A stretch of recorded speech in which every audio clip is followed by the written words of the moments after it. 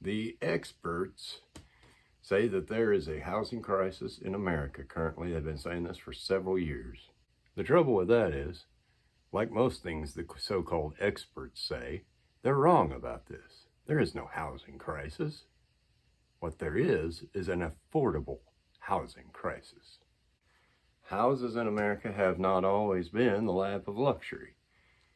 I mean, people generally got by with what they could get by with. There's a lot less codes and restrictions then, to be fair and to be honest, and a man made a home out of what it was available, over the best that his skills and talents and wallet could achieve. There also weren't mortgages. That really didn't become commonplace till about 100 years ago, thereabouts.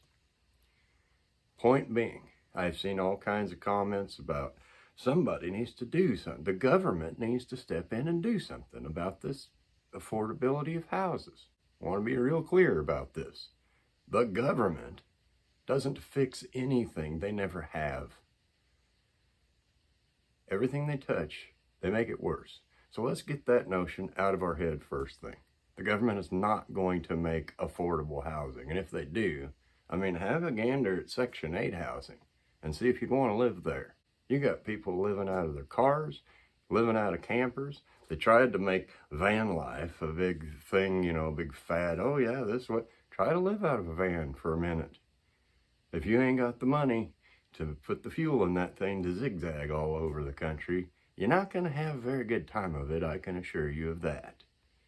Be run out of parking lots and people trying to break in the middle of the night. It's just, that's a whole different thing. Then there is the tiny house, whatever you call it, fad thing. This does work for some people. But living off an 8x16 trailer, first of all, you're going to have a place to park it, which requires a land purchase. Well, if you're going to do that, why not just build a traditional house? Secondly, if you're going to think you're going to pull that thing down the road, that is a bad idea. And they never show these people just zigging and zagging through the mountains of America, pulling it with, what, a half-ton pickup? And how that thing's going to rattle loose and shimmy and shake. It's just not even a possibility. Mostly they set them up to anchor them. It's just a miniature version of the old trailer houses, now called manufactured homes, which have also become priced out of the market for most people. Way I figure it, that leaves you with roughly 3 options. Number 1, keep renting, keep paying that monthly. You know, the bank says I can't afford a $750 a month mortgage, so I'm going to pay $1,400 a month for rent. What, forever, I guess? No security, no privacy to speak of, and you're at the whim of that landlord. Well, gonna have to raise the rent. Well, you can't have any pets. Well, if you have pets, you're gonna have to pay this astronomical fee because of the damage that they do. It's not a long-term solution, really isn't. Option number 2, you can do the van life or the tiny house life, or you can take on the mortgage of these unaffordable homes. The average home cost in America now is well north of $400,000. They say the average home mortgage, if you don't pay it off early, is about triple its initial cost.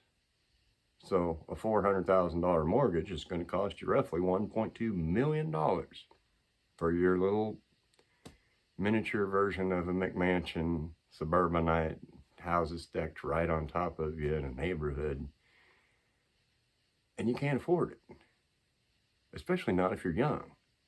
Have wages gone up that much that you can afford a $1.2 million house, plus expenses, plus taxes, plus insurance, plus repairs, plus maintenance? Are they paying that much now? I don't think so. I don't believe they are. That leaves me to my 3rd option. And this is the one I'm recommending to anybody that cares to listen. You got to find a workaround. You have to become your own general contractor at a minimum. The more sweat equity you put in this project, the less your mortgage is going to be. For everybody, that's not an option. They may not have the time, they may not have the ambition, they may not have the skills. These skills can be acquired. It takes effort.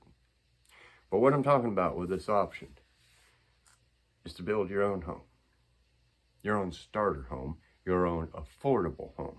They have books similar to this one. It's a little wee thing. It can be found on just about any magazine rack in the grocery store, at the China Mart, or Barnes and Noble has a pretty good selection of this type stuff. And this one's called Small and Narrow Lot Home Plans.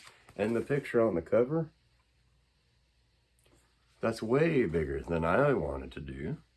But it's just chock full of plans and pictures, rough floor plan, picture. And then you get to the back, and there's an order form in there. It has a plan number, and then it has a price code. This was 2008, I think, 7 maybe. So I'm sure it's a little dated.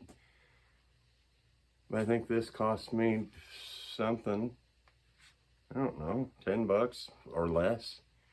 But in that plan code, you can order a set of plans, and you can get as many sets as you want. If you got to give them out to subcontractors, and you want to keep one for yourself, and you want to do it yourself, you need at least 2 or 3.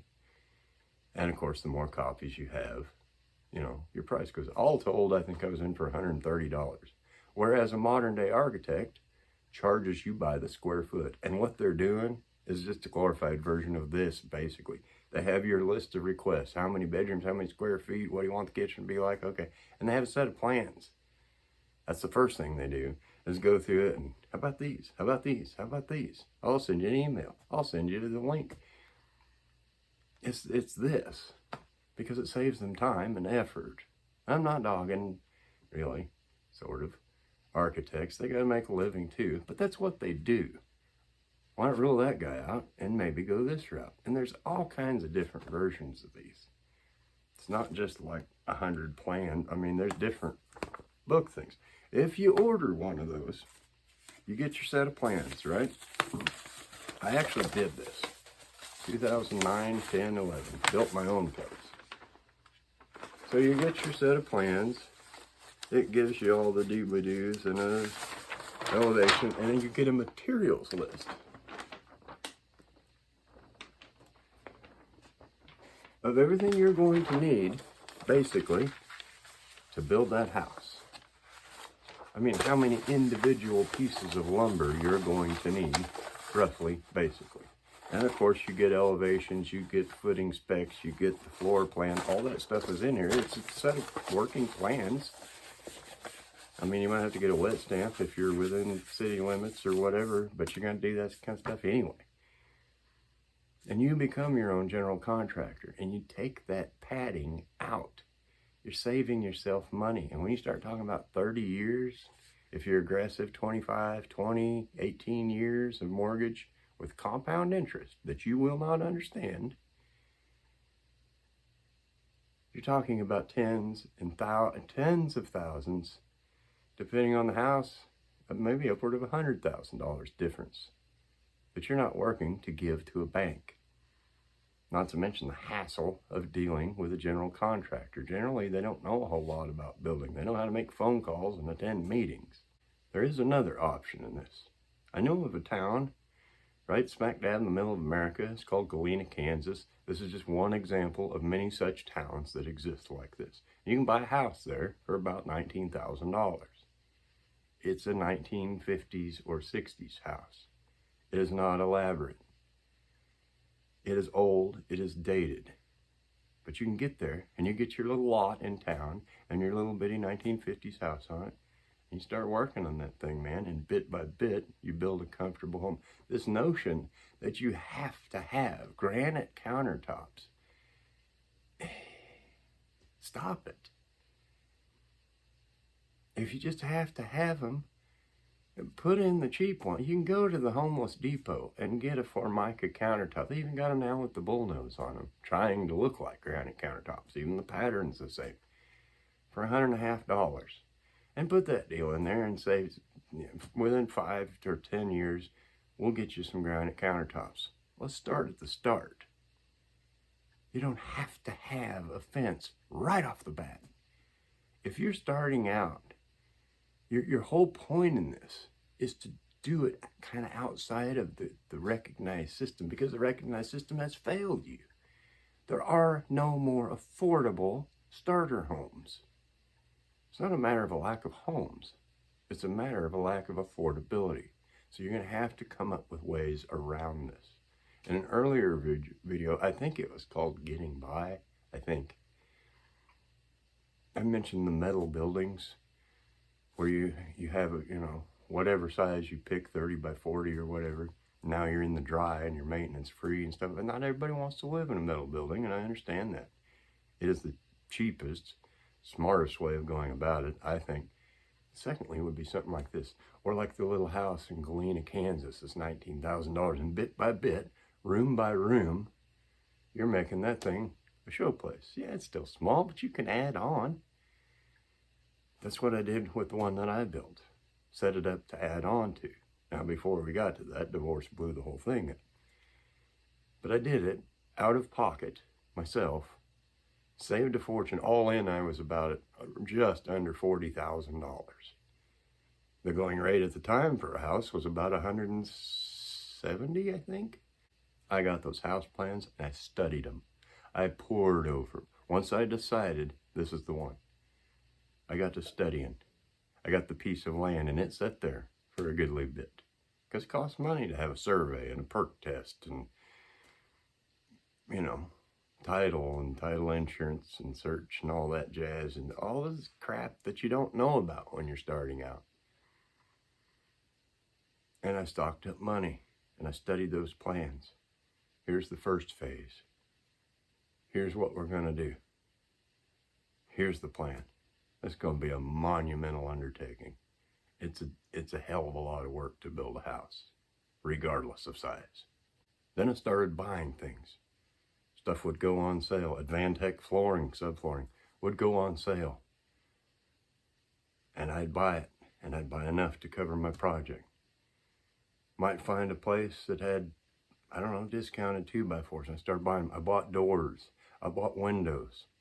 I stored that stuff up. Now, that could be a problem if you're living in an apartment. I understand that. It's probably not worth it to rent a storage unit. Maybe it is. I don't know. Maybe call up Grandma and Grandpa or Mom and Dad. Can I store some stuff at your place? I'm building a house. It's going to take a minute. Point being, you're going to have to figure out the solution to this. Not the government. Not anybody else. Nobody's going to come in and fix this. You're going to have to fix it. So you're going to have to look at ways around the system. There's so much BS packed into this stuff. In the current town that I live in, it is required in the city ordinance. You have to build a minimum 800 square feet house. Can't be 760 square feet? No. Why? Because Karen, that's on the HOA board, it might bring down her property value. She's not about that. So we keep that kind of riffraff out of here. Doesn't matter that you keep your yard up better than Karen or you keep a nice tidy place. She's concerned about her property. There's all kinds of crap like that. My advice would be to get out of at least the city limits where you're just dealing with county code then. If you're geared up for the kind of lifestyle it requires, you live out in sticks, man. And especially with the advent of remote work, for my money, that's the way to go. Not everybody's like me, I understand that. You have to solve your own problem in this one. Nobody's coming to save you. Nobody's coming to pass some legislation that's going to help make housing affordable. They don't care about you. Never have, never will. So you're going to have to be your own help. And it's doable. I've done it. Man, I appreciate you watching. Or a woman, if you're a woman. I appreciate you watching. I thank you for your time, and I will see you next time.